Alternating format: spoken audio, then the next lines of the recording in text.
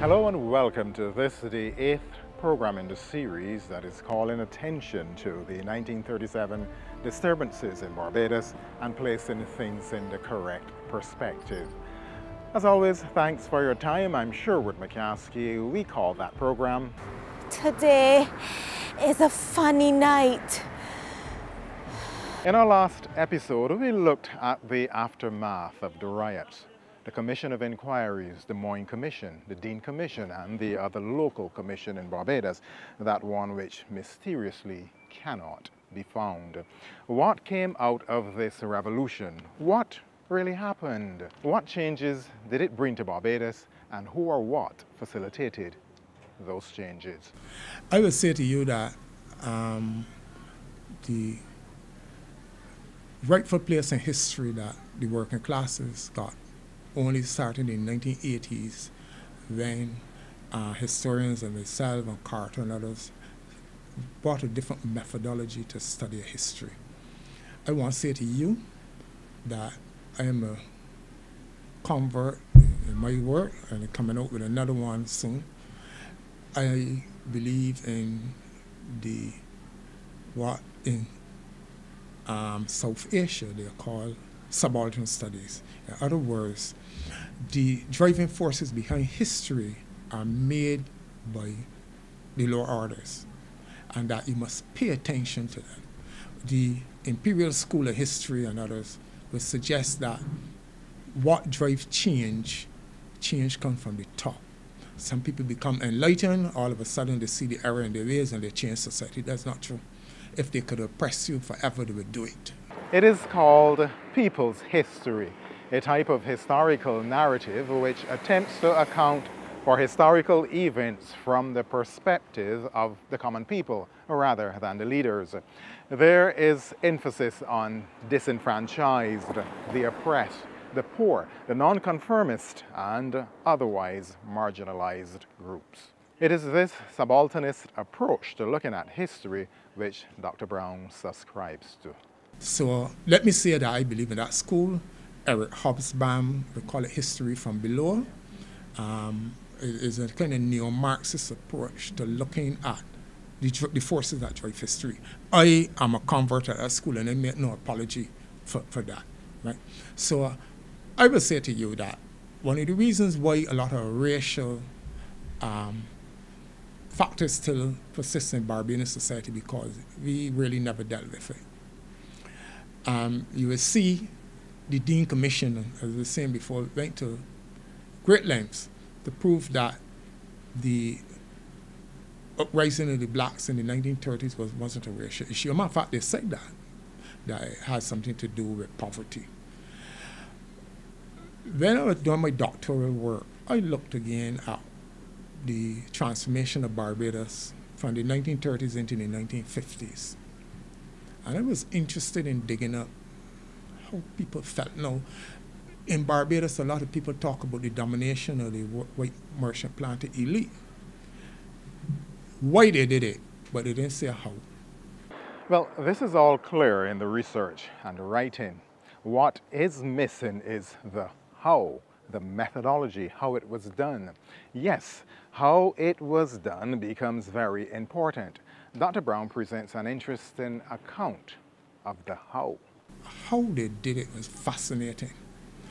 Look, for example, you see land in Barbados? My land is one of the most contentious issues, land distribution. They were very nervous. All right, let me put it this way. In the 1940s, there was a governor called Sir Grattan Bush. Bush was aware that, look, this society must change. You cannot no longer go forward with the masses of people being poor and hungry. So he said, he quoted his words, "Let us make haste slowly." In other words, this society must transform, but don't antagonize the whites. He always had this idea that the whites can pack up and leave. And Mr. Bush used to say, there is no civilization without the white population. There is no civilization in Barbados without the plantation. So there's supposed to be a role for them. So it was a strategy to whatever you do, make sure that the whites feel very comfortable. So we set out to make them feel comfortable. In a way, we let them hold on to the economy. Like what Senator Curry said, give me first the political kingdom. So they allow the blacks to hold the political kingdom. And the elections, especially the one in 1950, after the acquisition of the franchise, universal adult suffrage, in 1951 elections reflected how the blacks felt. They kick out the old planter elite. That was a watershed moment in Barbados, a moment that has generated a lot of discussion by students of history throughout the island. Now, having made that major change, what followed next? What happened to the planter class? They retreated politically, but not economically. And you can see where the colonial authorities decided that there must be a role for those people in Barbadian society. You cannot make them feel uncomfortable, otherwise they are going to pack up and go, and our civilization will collapse. Let's put it in a nutshell. Well, you can look at all the political contests, the backward and forward talk between the various parties, and you see. Now, what happened very interesting, and this is true as John 3:16. When Mr. Barrow was saying, let's go for independence, they were packing up and leaving, and some left Barbados. That is a fact. They left. They were saying they are not going to stay in a country run by Mr. Barrow, that he can be a dictator, that there's going to be no role for them. By the end or the first time, they realized that that was not true. As a matter of fact, if you go and you read the newspapers leading up to the independence debate, they're saying that in the media, that we can't have a country, an independent country under Mr. Barrow, and that if we have this country, they're going to be widespread discrimination and such like. When they realize it didn't happen, a lot of them sneak back into Barbados, right? When it didn't happen. But the long and short of it, it's not, we never dealt with race. I grew up in an era when race was taboo. The whole theory of multiracial harmony is based in a theory. And multiracial harmony states that in society is based on merit. You don't talk about race, that everybody has an equal opportunity, all racial groups, and that is not what drives society. And to talk about race is divisive, so you don't mention it. So Barbadians don't like to talk about race because they believe that race, to mention race and racism and to say that others are racial is to divide the society and create division. I am suggesting to you that the sort of poverty that our people went through, it's remarkable how innovative they were, and how a white merchant elite could keep wages stagnant for nearly 100 years. Essentially, nothing had changed. You would recall the presentation of Grantley Adams, now the Right Excellent Sir Grantley Herbert Adams, his presentation to the Dean Commission, and how he forcefully pointed out how conditions had remained basically the same since emancipation, and that this was indeed a clear form of control. Grantley Adams and I know J.T. Banker, when they went before the Dean Commission, they were able to prove that the wages structure of the laborers in 1930s was what it was in the 1890s, after 1830. I interviewed an engineer in 1980 who told me that when he worked as a little boy in 1937 as a trainee engineer, he worked for a shilling a day. That's what an engineer got in a sugar factory in 1839. And this is he working in 1937, almost 100 years after. There's a reason why the white community was able to keep us oppressed. It was a very structural nature, the power the power and the domination of the institutions of Barbados that enabled them to keep blacks under control, and for us to be afraid to speak and to talk about race. I would want to say one other thing about the whole racial element is that even the black middle class who emerged out in the 1930s, they themselves realized it is in their interest not to discuss race. They were now the new political class. You know, life is funny. That's all I got to say. Especially in history. I always say to even the staff at the school, everything I write, I take it serious. If what I write remain there for 100 years is a historical document, and now you see these things, what these people had to say, I doubt some of them realized in the 1950s that I would see what they had to say in cabinet minutes and what they write. They themselves were frightened to talk about race, and they suppress it. And no doubt it is here with us now at this time. This underscores the importance of a historical document. Now, these activities led the authorities to lean towards a different form or a different style of leadership from among the people. And what happened in 1937 in terms of the strikes convinced the authorities as well, led by the British, that they are going to support what they call sober, responsible leaders.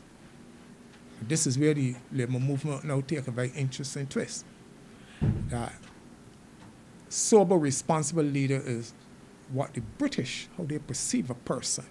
Not Clement Payne, they consider him to be an agitator.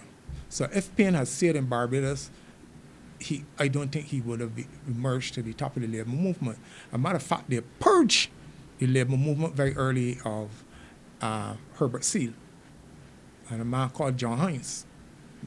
All Caribbeans who went about recruiting people for the labor movement and workers, but the colonial governor was very alarmed by it. It's a fascinating story that is coming out in a book soon, with Henderson Carter himself, in which we explored that aspect of the labor movement. Where a noted Barbadian, in a very clever manner, acted to purge the labor movement of a number of men, all with the support of the colonial authority. Because the labor movement was, as I said, attract sober, responsible leaders. In other words, we don't want anybody upsetting the industrial peace of Barbados. We want trade union leaders that are going to work with the planters and merchants and maintain a level of tranquility. So I will say to you that that industrial arrest during the period of July in 1937, when the rebellion was on, is all linked in a very complex reaction by the workers at that time. But it also had an impact on the authorities, on the labor movement. What the labor movement should be and should not be is a very, very fascinating discourse. And the evolution of the labor movement in Barbados and the Caribbean is not an accident. As far as I'm concerned, it was all got the blessings. I don't want to see the stage management or the British. They knew what they were doing. And we fell for it in a sense. They purged all the radical leaders and to get what they wanted. Because the British didn't want any more trouble in their empire. And they realized that they must transfer some institutions from Britain and plant them into the Caribbean. So therefore, the Moyne Commission spoke a lot about labor officers, and labor departments all throughout the region.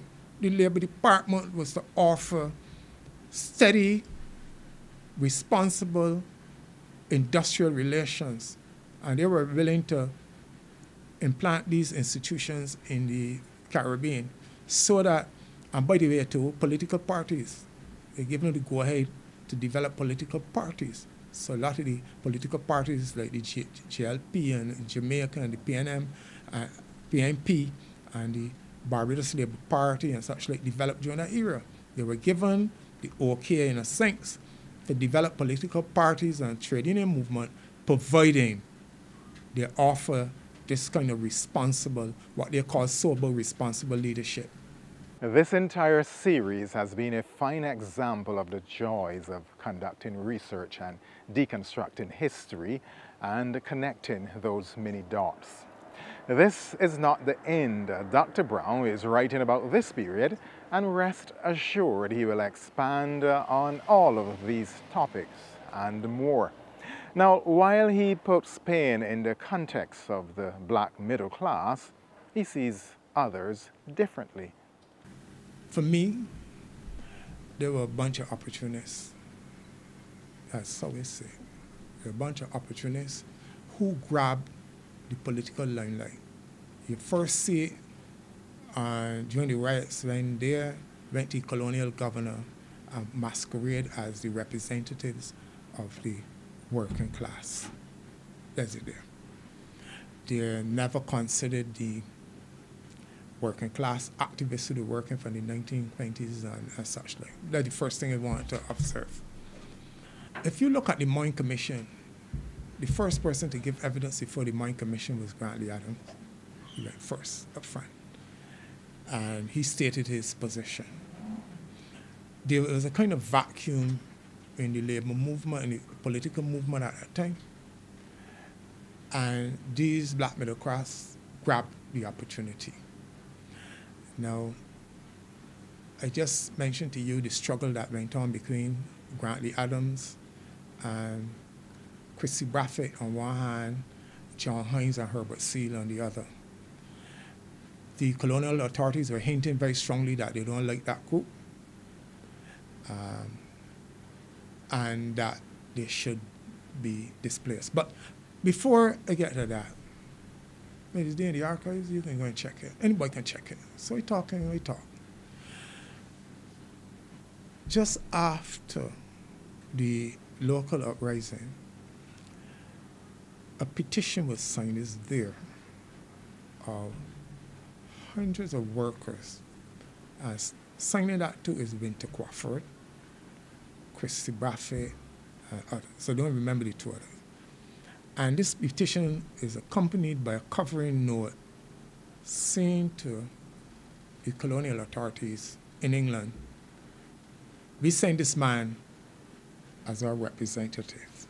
There's a school of thought that Adams was running there, that the colonial authorities were investigating him and that he was at the center of fomenting the rise. But what I found very interesting about the governor's covering note is he said, I want you to understand that Mr. Adams applied for a job in the colonial service. In other words, he may be coming to you because he wants to impress you about some job in the future. Now, there are people who said to me that ain't true. It is true. He applied. I'm very glad he didn't get the job because he would not have played the political role he played, and we must give him credit for what he did. He also applied in 1936, so he did it twice.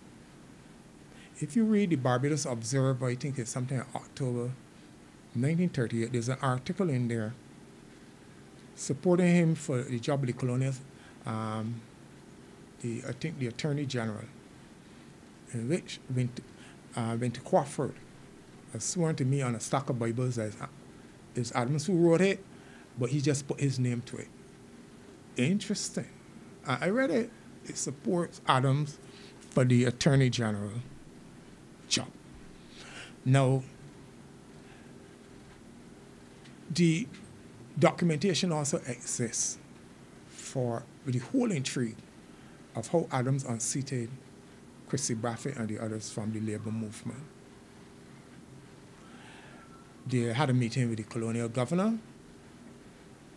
Adams went to the meeting and then he went back the next day by himself. It was reported that he told the governor that he wanted to inform him of a number of things, but did not wish to do so in the presence of the other men.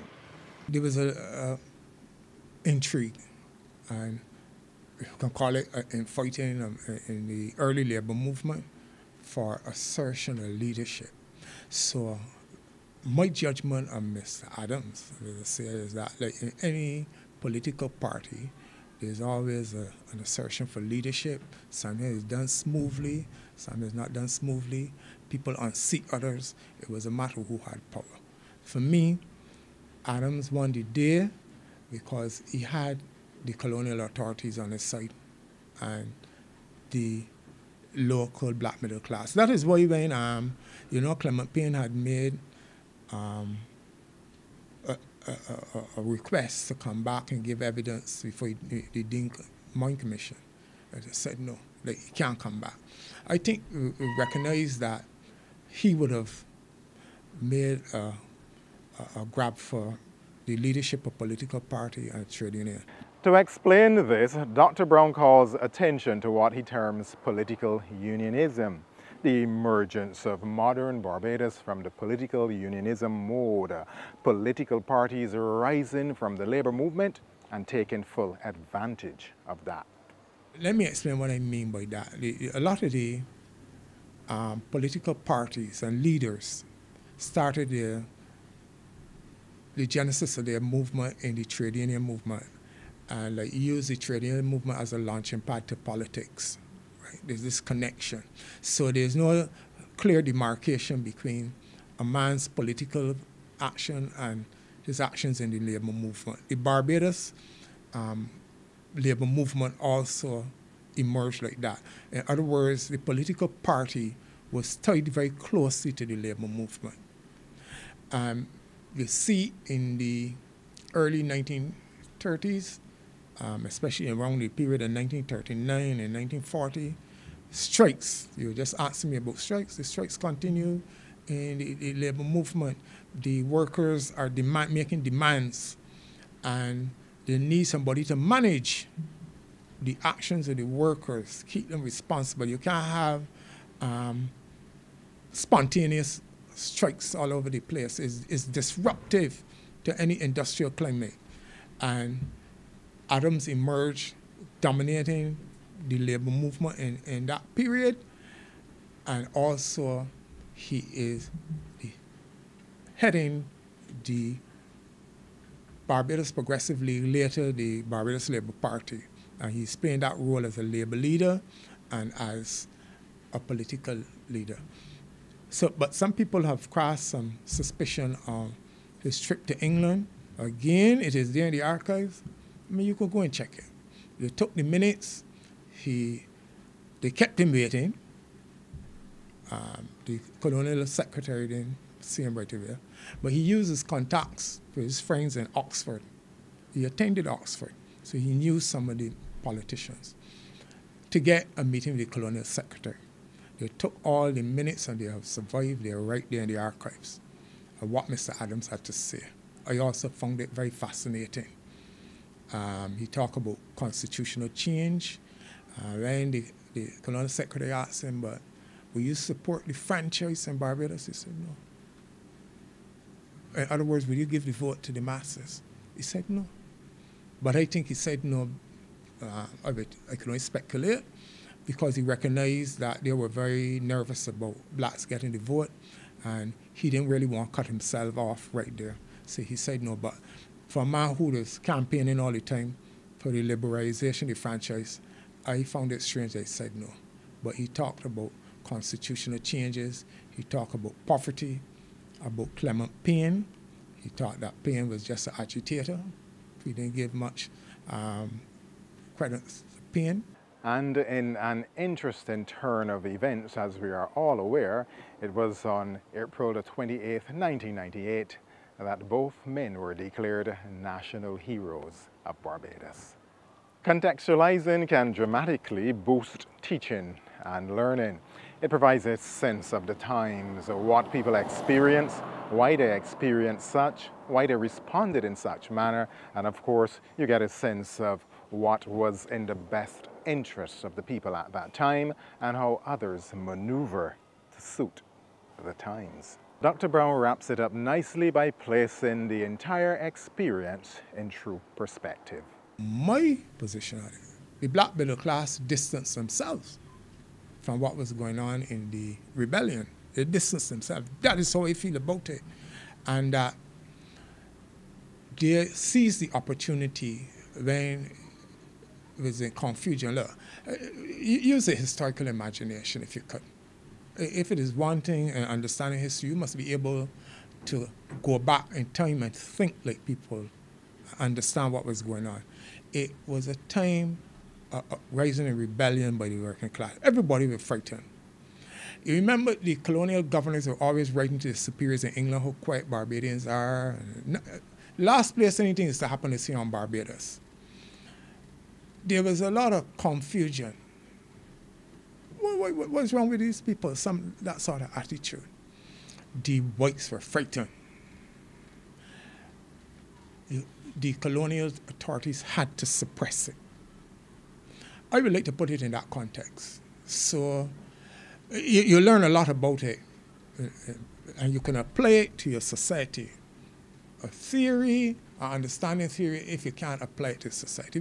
Whenever there's an uprising, people get frightened. But those who have power can use it to suppress who they want to. So if there should be an uprising tomorrow in Barbados, there were people who would say, that fellow McCaskey, I saw him in Broad Street telling people something, and they will come and arrest you. Since you're frightened, you want to suppress it. Sometimes you can suppress people who had absolutely nothing to do with it. That is the general, if you can take your minds back to that time. That is the atmosphere that obtained at that particular time. There were accusations made about people, some of them true, some not untrue. But the colonial authorities' mind at that time was to bring back some peace and tranquility to this little island. And that was what was on their mind. So I would like to put Adams' whole debacle in that general context. It was about that. Whether they were looking for him, I would say that the police would have been looking for anybody. If you tell anybody anything, the police would be looking for you, right? Whether they were going to risk arresting Adams, knowing the influence he had with the masses of people, is another matter. So it's a kind of speculative thing that you have to be very careful of what you say and what you believe. There you have it, the events of 1937 and how those events have affected social cohesion in Barbados. I'm Sherwood McCaskey. Thanks for your time. This has been... Today is a funny night.